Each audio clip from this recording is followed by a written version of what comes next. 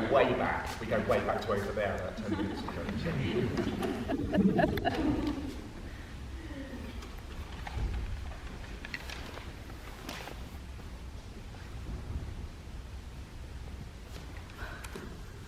In line with European Poetry Festival protocols about diversity, openness and honesty, everyone attending has to complete a questionnaire. In the spirit of collaboration, Freke and I have completed one between us to help you with yours. Tick the box to opt out of any imaginary prize draw. No intellect was harmed during the preparation. Names haven't been changed because no one is innocent. Prove you are not a robot. Terms and conditions apply. Question A.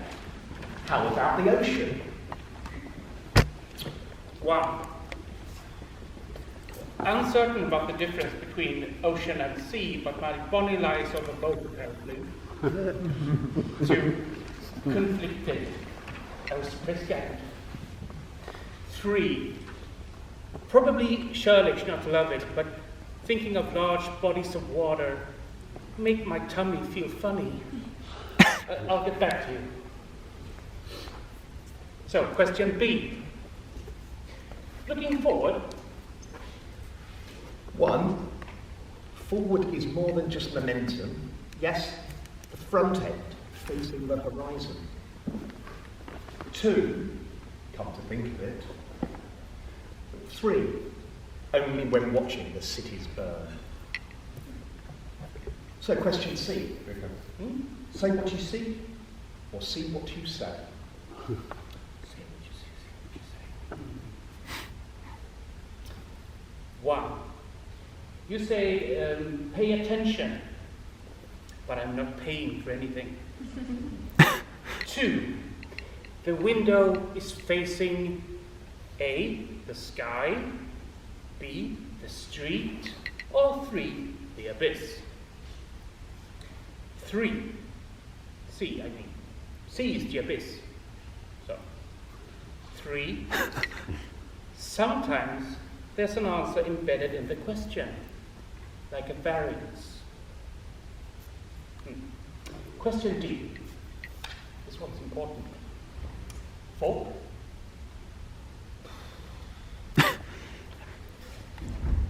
1. Spoon. 2. Rain browser. And 3. Words are mere vessels made up using roots and concrete. So, question E. Will there be anything left when corporate assured destruction has had its way? 1. Asymmetric small prints suggest there's a higher than an average risk of adverse selection and moral hazard. Check your approval. 2. Will there be anything right? 3. Fork. Fork? Question F. Do you have a name? 1. I do, thanks for asking.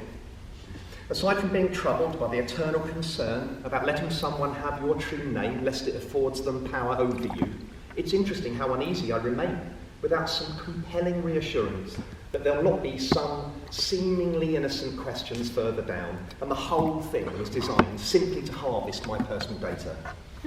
But given there's been nothing yet to suggest that's the case, I will tell you.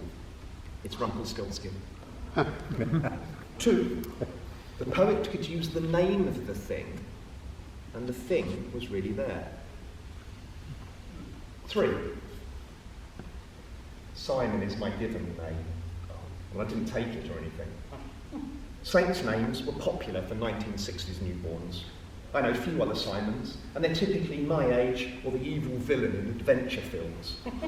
Although less frequently the evil villains, see also Mark, John, Peter, Paul, David, Andrew, and Matthew. Question G. How do you do? New York City is a graveyard. 2. There are things but they will not last. 3. Only in the sentimental memory of Soviet Russia. Late Soviet Russia. Now, for question H. This is not a question, yes? Have I skipped a page? No, you haven't. 2. I've restapled. 1. Oh, don't tell me. Let me guess. I'm not a trick question. Yeah. 2. Fresh back from the plane of imminence, our hero has plenty on his plate. 3. Why? This be an answer, were it so? Question I. Who am I? 1.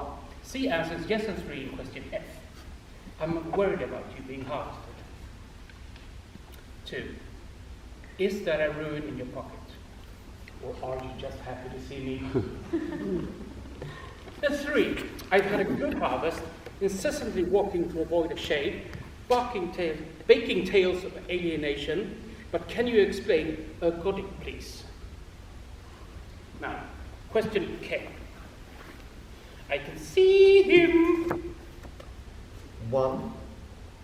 He's neither small nor far away. 2.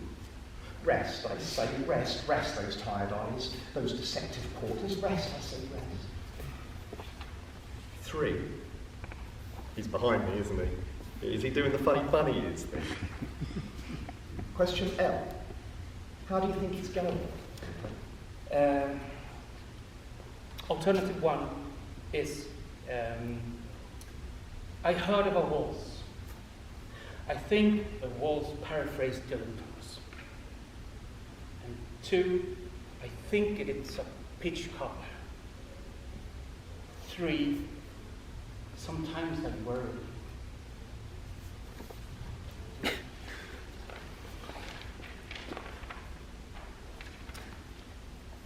For question M, rebel against the god's destiny, future world ruler, or fictional person in an already finished story. 1. It could be. The thesis that all is done for, might also be a sad trope. 2. Only sad girls are part of the revolution. Only sad boys, and the rest of us, are parts of revolution. 3. Revolution will not be televised. The revolution will be crumpled paper. Question N. I've gone back over this, and I'm unsettled by the underlying assumptions of question G. We're human beings, not doings. So, how do you be? 1. I am root, no rot. Rot is the underlying assumption. Rot is doing just fine, rotting away. Rot is the relation. The roots must be airborne, waving. 2. Do. 3. I'm not so sure about the human thing. Things human feels. Question O.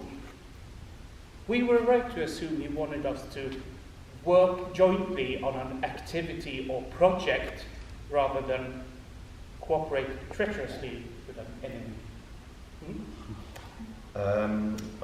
1, I cannot remember for the life of me. 2, enemy is the new black. 3, there is no such he. He is an abstraction late in the Anthropocene. Question Oliver. I beg of you to end this. Is that even a question? I miss Gertrude Stein. I miss Edouard Glissant. 1. Rose is a rose is a rose is a rose is a rose is a rose is a rose is a rose is a rose is a rose is. 2. I fear we have gone cockamamie. 3. The name of the rose is meaningful to the understanding, although there are now no roses remaining.